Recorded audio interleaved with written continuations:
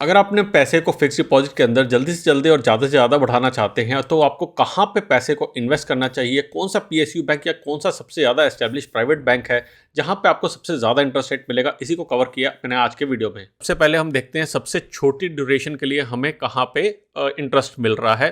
तो मैं स्क्रीन पे आपको शेयर करता हूँ। सबसे पहले लेते हैं हम 399 डेज की ड्यूरेशन, जो कि अप्रॉक्सीमेटली बनती है 1 साल 1 महीने 4 दिन की ड्यूरेशन के लिए।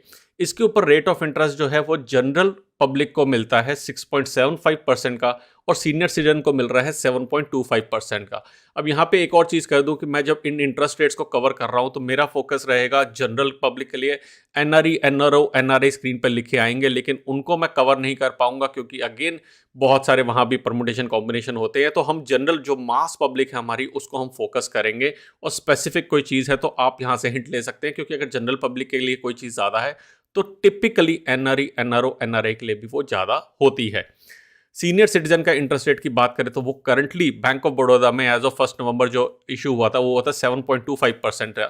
लेकिन इस स्क्रीन पे आपको एक बहुत इंटरेस्टिंग चीज और भी नजर आएगी कि एफडीज दो तरीके की दे रहा है बैंक ऑफ बड़ौदा। एक दे रहा है कॉलेबल एफडी और एक दे रहा है नॉन कॉलेबल एफडी। अब इन कॉलेबल और नॉन कॉलेबल एफडी क्या होती हैं और क्या फर्क होता है, इसको वीडियो में मैं आगे कवर करूंगा। लेकिन ये बहुत इंटरेस्टिंग कंसेप्ट है जो आपके लिए भी जानना जरूरी है, क्योंकि अगेन नॉन कॉलेबल एफडी में आप देखेंगे तो 0.25 का एक्स्ट्रा इंटरेस्ट मिल रहा है अगर हम बात करते हैं जनरल पब्लिक की, और सीनियर सिटीजन के केस में भी 0.25% का एक्स्ट्रा इंटरेस्ट मिल रहा है। सो काफी इंटरेस्टिंग टॉपिक है, वीडियो में आगे हम कवर करेंगे। नेक्स्ट बात करते हैं हम 44455 डेज। सो हमने बात किया 399 डेज यानी कि 1 साल 1 महीने का। अब आगे चलते हैं 1 साल 2 महीने 19 दिन और 1 साल 6 महीने 10 दिन। बेसिकली हम 1.25 साल से लेकर 1.5 साल के पीरियड में अगर आपका फोकस है, टिपिकली कब हम इन्वेस्ट करते हैं इतने छोटे पीरियड के लिए, अगेन अगर हमारे पास कोई शॉर्ट टर्म का हमारा गोल है जो हम देखते हैं आना चाहता है, या फिर हम ये देखते हैं कि यार आज की रेट में मैं इतना पैसा जो है इस रेट ऑफ इंटरेस्ट पे इन्वेस्ट कर देता हूं एंड मैं इस चीज में बिलीव करता हूं कि आने वाले टाइम में रेट और बढ़ेगा, तो मैं इस इंटरेस्ट को तो आज लॉक इन कर लेता हूं और इस पैसे को उस टाइम के बाद जब ये पैसा मैच्योर हो जाएगा, इसके बाद में मैं इसको नई एफडी के अंदर कन्वर्ट कर दूंगा जब ज्यादा इंटरेस्ट रेट हो जाएगा। तो वो स्पेकुलेशन जिनकी होती है, जो पॉजिटिव एस्पेक्ट होता है कि इंटरेस्ट रेट बढ़ेगा, वो लोग भी इसके अंदर इन्वेस्ट करते हैं। अब जैसा आप स्क्रीन पे देख सकते हैं यहाँ पे 2 बैंक है, बैंक ऑफ बड़ौदा और कैनरा बैंक। इनके अंदर जो है आपको इंटरेस्ट रेट अच्छा मिल रहा है। जनरल पब्लिक की अगर बात करें तो वो इंटरेस्ट रेट आपको मिलेगा 6.25% का करंटली मिल रहा है बैंक ऑफ बड़ौदा से, और कैनरा बैंक से जो आपको मिल रहा है वो सीनियर सिटीजन का मिल रहा है 6.4, लेकिन बैंक ऑफ बड़ौदा से मिल रहा है सीनियर सिटीजन का 6.6% का। अब एक चीज मैं यहाँ पे कवर न करना भूल गया, तो वापस चलता हूं मैं यहाँ पे। ये जो इंटरेस्ट रेट है, ये रेट ऑफ इंटरेस्ट बैंक ने पब्लिश किए हैं, लेकिन ये एनुअलाइज्ड रेट ऑफ इंटरेस्ट नहीं है या फिर इफेक्टिव नहीं है। अब जैसा कि हमें मालूम है कि ये जो हम फिक्स डिपॉजिट करवाते हैं, इन फिक्स डिपॉजिट के ऊपर बैंक हमें क्वार्टरली कंपाउंडेड इंटरेस्ट देता है। मोस्ट ऑफ द केसेस में जितने भी हम ड्यूरेशन ले रहे हैं इन सब में क्वार्टरली कंपाउंड इंटरेस्ट ले रहा है। और अगर आप इस इंटरेस्ट को एफडी में पड़ा रहने देते हैं, यानी कि आप इसको मंथली या फिर क्वार्टरली बाहर नहीं निकालते हैं, उसको कंपाउंडिंग होने देते हैं, तो आपका जो इफेक्टिव यील्ड निकल के आएगी वो इस केस में निकल के आएगी 6.92% की, और इस केस में निकल के आएगी 7.45% की। तो ये चीज़ मैंने मिस कर दी थी। और आगे चलते हैं, यहाँ पे अगर हम बात करते हैं 6.25% की, इसकी जो इफेक्टिव यील्ड निकल के आती है वो आती है 6.4%। और सीनियर सिटीजन के केस में जो 6.6% है, ये सबसे ज़्यादा इंटरेस्ट रेट है 1.5 साल तक अगर आप इन्वेस्ट कर रहे हैं। तो यहाँ पे आपका इफेक्टिव इंटरेस्ट बनता है या फिर इफेक्टिव यील्ड बनती है 6.77% की। एक्सेल शीट के अंदर एक सिंपल सा फॉर्मूला होता है EFFECT। आप उस फॉर्मूला को यूज करके एनुअलाइज यील्ड निकाल सकते हैं। नेक्स्ट बात करते हैं हम 600 दिनों की। अगेन हम 1.5 साल तक पहुंच गए थे, 555 डेज तक हमने देखा था, लेकिन अगर हम 600 दिनों की बात करते हैं, क्योंकि ये स्पेसिफिक डेज की, बैंक्स ये स्पेसिफिक डेज की आप देखेंगे एफडी अब निकाल रहा है, 399 डेज की, 444 डेज की, 555 डेज की, 600 डेज की, क्योंकि ये उनके लिए एक टॉकिंग पॉइंट बन जाता है। सबसे पहले बैंड बाजा लेके कैनरा बैंक वाले निकले थे, जहां पे उन्होंने काफी ढोल पीटा था अपना 700 डेज की एफडी के ऊपर। सो 600 डेज तक अगर हम पहुंचते हैं, अगर आपका अगेन 1.5 साल का टाइम पीरियड है, तो यहाँ पे आपको फिक्स डिपॉजिट का जो रेट मिलेगा वो जनरल पब्लिक के लिए है 7% का और सीनियर सिटीजन के लिए है 7.5% का। 7% के रेट का मतलब है कि आपको एनुअलाइज यील्ड मिल रही है 7.19% की, और सीनियर सिटीजन को जो यील्ड मिल रही है वो मिल रही है 7.71% की। तो आप देख रहे हैं हम इंटरेस्ट रेट्स करीबन 8% की तरफ जाने शुरू हो रहे हैं। और हाँ, 8% का इंटरेस्ट रेट भी मिलेगा सीनियर सिटीजन को, जिसको मैं आगे अभी कवर करूंगा। सो हुआ क्या है, अगेन साल के शुरू में जो है वो गवर्नमेंट ऑफ इंडिया चाहती थी कि लिक्विडिटी लोगों के पास रहे और उस लिक्विडिटी के कारण लोग पैसे को स्पेंड करें, इसलिए इंटरेस्ट रेट्स जो है वो कम थे ताकि लोग पैसा जमा नहीं कराएं बैंक के अंदर। गवर्नमेंट ऑफ इंडिया चाहती थी कि इकॉनमी बूम हो, इकॉनमी ऊपर जाए, और इसके कारण से इंटरेस्ट रेट बहुत बहुत कम थे। इनफैक्ट 4.5-5% का इंटरेस्ट रेट चल रहा था साल के शुरू में, लेकिन अब साल के एंड में काफ़ी अच्छे इंटरेस्ट रेट्स मिल रहे हैं। जैसा आप देख सकते हैं हम 7.5% तक तो पहुंच ही गए हैं। सुपर सिटीजन के केस में 7.8% का इंटरेस्ट रेट है, लेकिन अगेन बहुत ही कम पॉपुलेशन है सुपर सीनियर सिटीजन्स की, इसको भी मैं इस वीडियो में कवर नहीं कर रहा हूं। सो 1.5 साल तक हमें 7.5% का इंटरेस्ट मिल रहा है, which is very very good for senior citizens. और अभी तक एसबीआई भी पिक्चर में नहीं आया है, एसबीआई के क्या इंटरेस्ट रेट्स हैं उसको भी कवर करेंगे। नेक्स्ट बात करते हैं हम अगेन ढोल बजाने वाले बैंक की। इन्होंने खूब गाना बजाया और यहीं से स्टार्ट हुआ था इंटरेस्ट रेट्स का बढ़ना। 666 डेज का अगर आप डिपॉजिट करवाते हैं, जो कि बनता है 1 साल 10 महीने के करीबन का, तो यहाँ पे आपको इंटरेस्ट रेट मिलता है जनरल पब्लिक को 7% का, और रेट ऑफ इंटरेस्ट निकल के आता है 7.5% का सीनियर सिटीजन के लिए। एनुअलाइज यील्ड की अगर मैं बात करता हूँ तो एनुअलाइज यील्ड आती है 7.19% की फॉर जनरल पब्लिक, और अगर मैं सीनियर सिटीजन की बात करता हूँ तो वो 7.71 आती है। यानी कि आप 600 दिन का अगर करवाते हैं तो भी सेम आपका रेट ऑफ इंटरेस्ट है, और अगर 666 डेज का करवाते हैं तो भी सेम रेट ऑफ इंटरेस्ट आपको आ रहा है।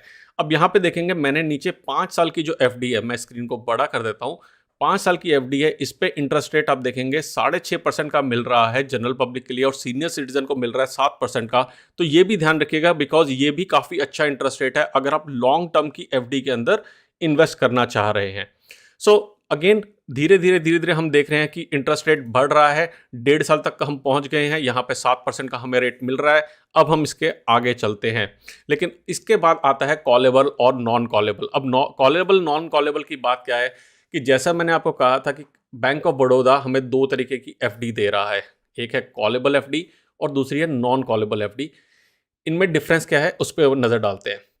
देखिए, टिपिकली जो हमारी फिक्स डिपॉजिट होती है, हम फिक्स डिपॉजिट लेते हैं कि हमने बैंक में पैसा जमा कराया है, बैंक इसके अगेंस्ट हमें इंटरेस्ट देगा। इंटरेस्ट कैसे देता है? बैंक वो पैसा लेता है और बाकी जगह पे इन्वेस्ट करता है या फिर लोन देता है, वहाँ से जो इंटरेस्ट रेट आता है उसका कुछ पैसा वो अपने पास रखता है और बाकी पैसा हमें दे देता है।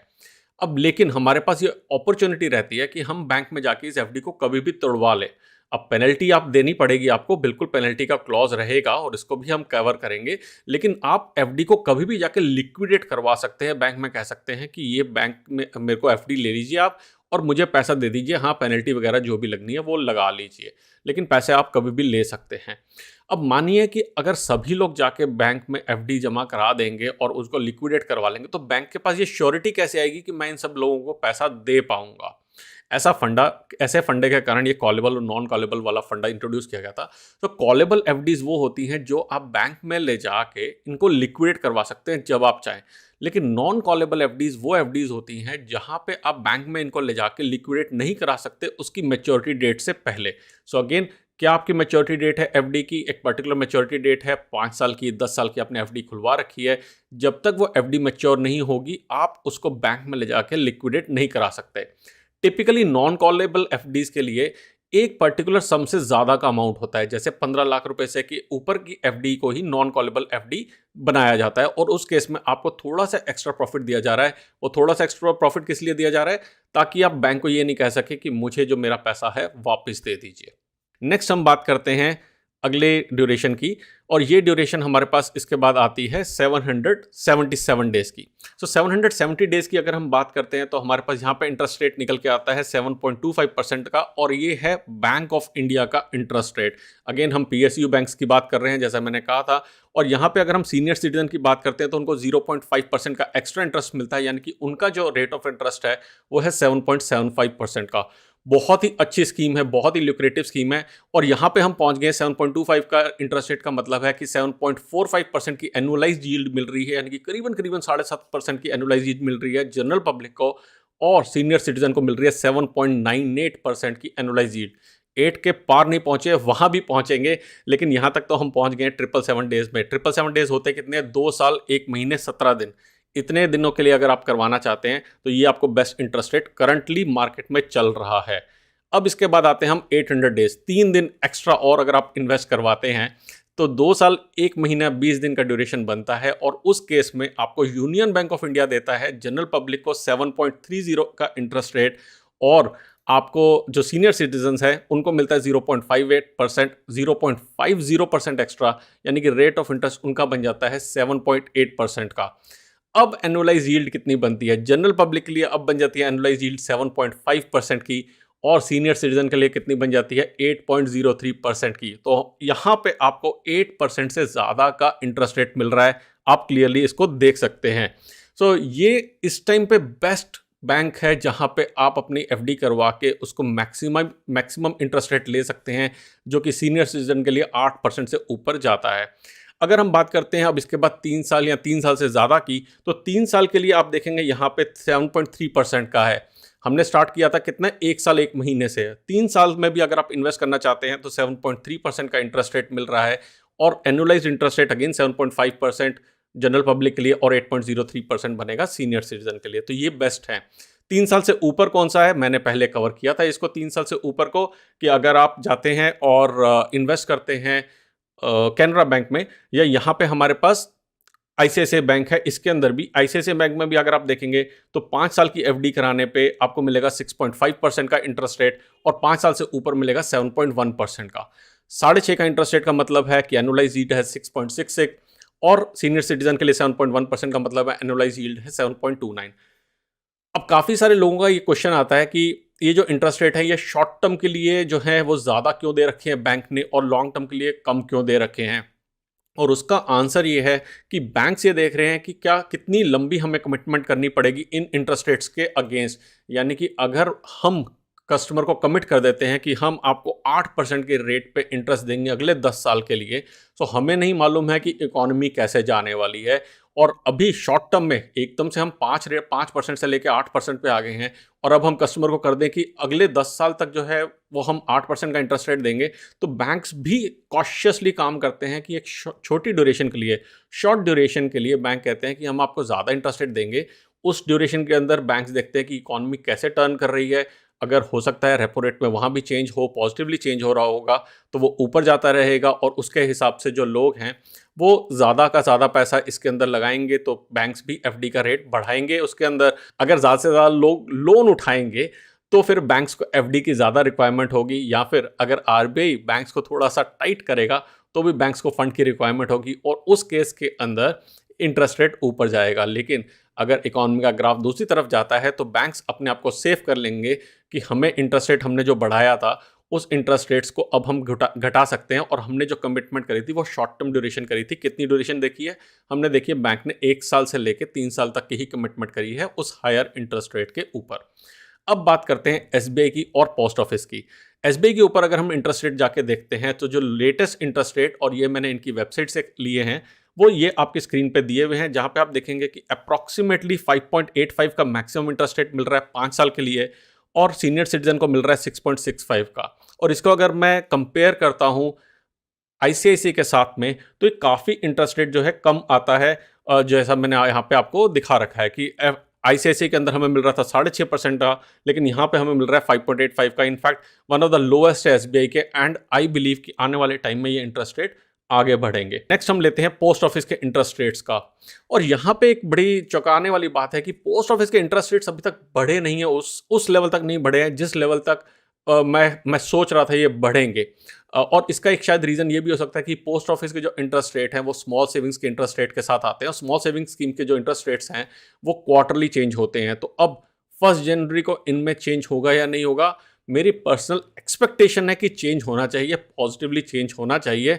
लेकिन अगेन मैंने पोस्ट ऑफिस में इन्वेस्ट नहीं कर रखा है तो मैं वहाँ पे नहीं ध्यान देता हूँ ज़्यादा कि इन्वेस्ट करना है या नहीं, क्योंकि वहाँ जाके सॉर्ट आउट कराने में थोड़ा सा चैलेंज होता है। क्या आपको भी पोस्ट ऑफिस में जाके चैलेंज होता है? अगर हाँ तो मुझे कमेंट में ज़रूर बताना कि क्या चैलेंज आया था आपको लास्ट टाइम पोस्ट ऑफिस जाके।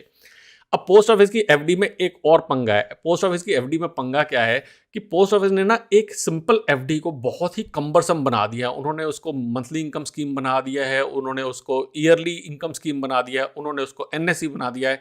और इसको मैं आने वाले टाइम में एक पूरा का पूरा इसका डेडिकेटेड वीडियो बनाऊंगा कि डियर पोस्ट ऑफिस, प्लीज़ अपनी पोस्ट ऑफिस की एफडी स्कीम को थोड़ा सा सॉर्ट आउट करो, इसको इतना मुश्किल मत बनाओ लोगों के लिए।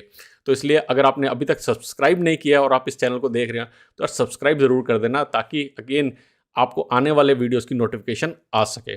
अब क्वेश्चन ये आता है कि क्या मुझे अपनी पुरानी एफडी तोड़ के नई एफडी बनानी चाहिए? तो इसके लिए मैंने एक डेडिकेटेड वीडियो बनाया हुआ है। नीचे आपको इसी इसी वीडियो के कमेंट इसी वीडियो के डिस्क्रिप्शन में आपको उसका लिंक मिल जाएगा, जहां पे जाके आप आराम से एक्सेल शीट एक डाउनलोड करके कैलकुलेट करके खुद देख सकते हैं कि क्या आपको अपनी पुरानी एफडी तोड़ के नई एफडी बनानी चाहिए, और अगर हाँ तो उससे आपको कितना फ़ायदा होगा, ये आपको उसका आंसर यहाँ पे मिल जाएगा।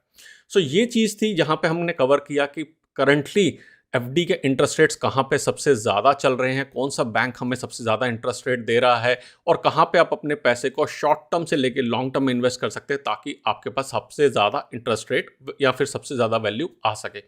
आई होप आपको ये वीडियो यहाँ तक पसंद आया होगा। अगर आया है, लाइक शेयर और सब्सक्राइब करना ना भूलिएगा।